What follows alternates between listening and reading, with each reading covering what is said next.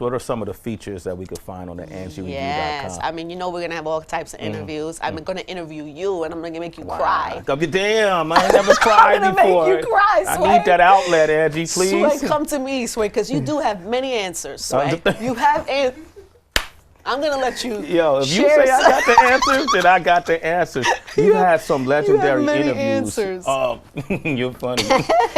I remember interviews that you've had with Tupac.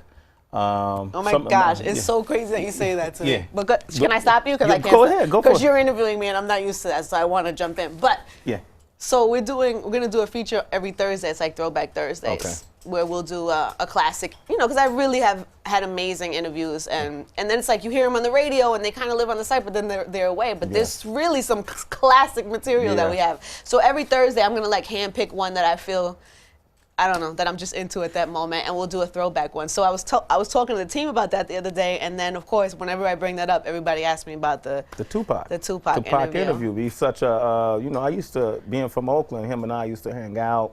I used to hang out at his house near Lake Merritt. And the apartment or the house? The apartment. Right. So you know. With the poetic justice pictures of him and Janet in the living room? Exactly. That's where I interviewed him. That's where it happened.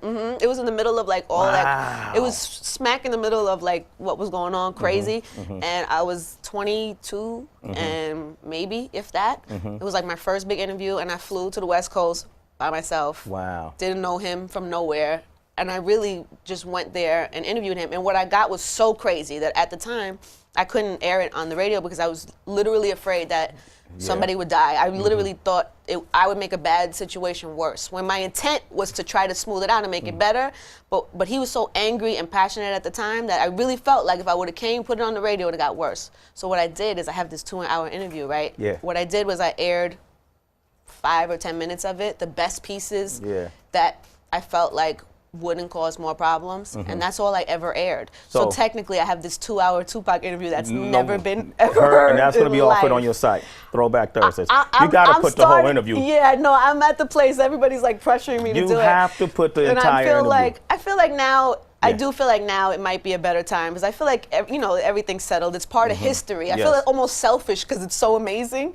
I feel selfish that I have kept it to myself all this time. And so, yeah, it will probably be a feature on a Throwback Thursday. You have to do it. One of the last things he ever said to me when we did an interview was, I wanted to tell you the truth so you can deliver it to the world. And I'm sure that's why he said it to you. Yes. And then what I would be interested in hearing, too, is you reviewing that interview now and telling people what was going through your mind as he was saying the things. 4 stars for you, Sway. You gonna do that? 100% gonna do it. I would have to. You gotta do that. I would have to do that because it really was a really crazy experience for me to be sitting there with all the, you know, all his crew and me being so young and really not fully understanding what was going on at the time, but trying to help, but really not knowing how. And then he was so passionate and so.